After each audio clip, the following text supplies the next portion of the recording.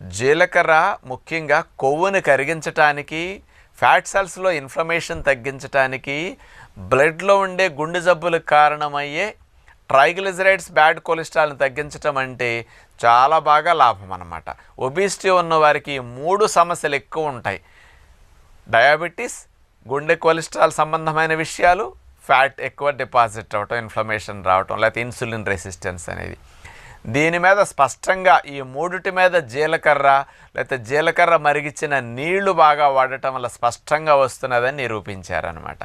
2011 సంవత్సరంలో Indian institute of integrative medicine India మన వాళ్ళు చేసిన పరిశోధన అనమాట జీలకర్ర వాటర్ మీద.